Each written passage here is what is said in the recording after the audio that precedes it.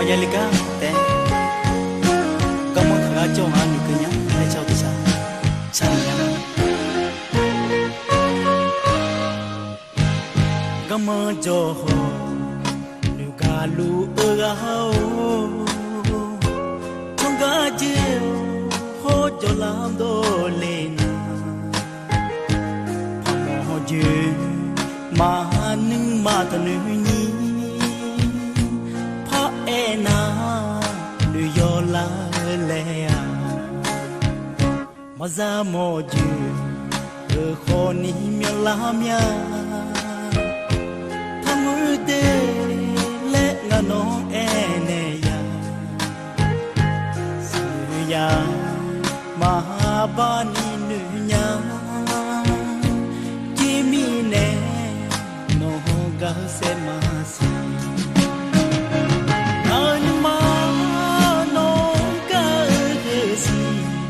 Osaga la pa Aji badane no yaga Yo du ko masila no Nase hele ko Mamuga le nga pa ekna Huti ko mange Tipo ti yamna te mo juga Chole no pa e na ma niya no ti po pa ya mo ju na na no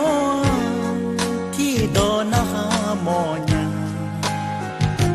na no nu zo lu e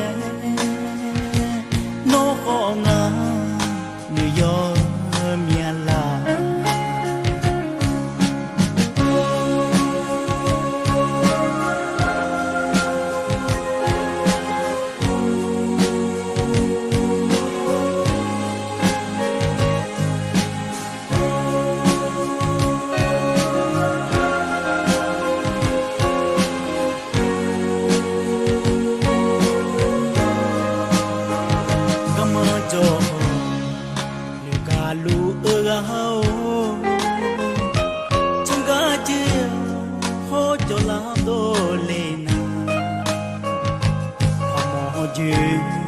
ma nưng ma ta nu ni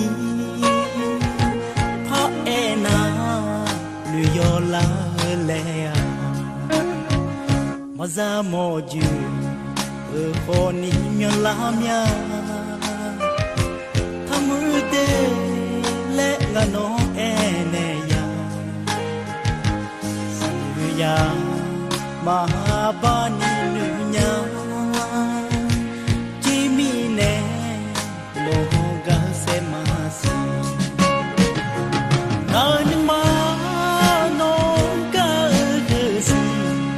Osaga la pa Aji badane no yaga Yo du ko masila ni Gase hele ko Mamuga le nga pa ekna Kuti ko mange Tipo ti yamna te mo juga Chole no pa e na ma niya No ti po pa ya mo ju na Nga no ti do na ha mo nya Nga no nu zo lu e No ho nga nu yo mia la Jimmy ne มอ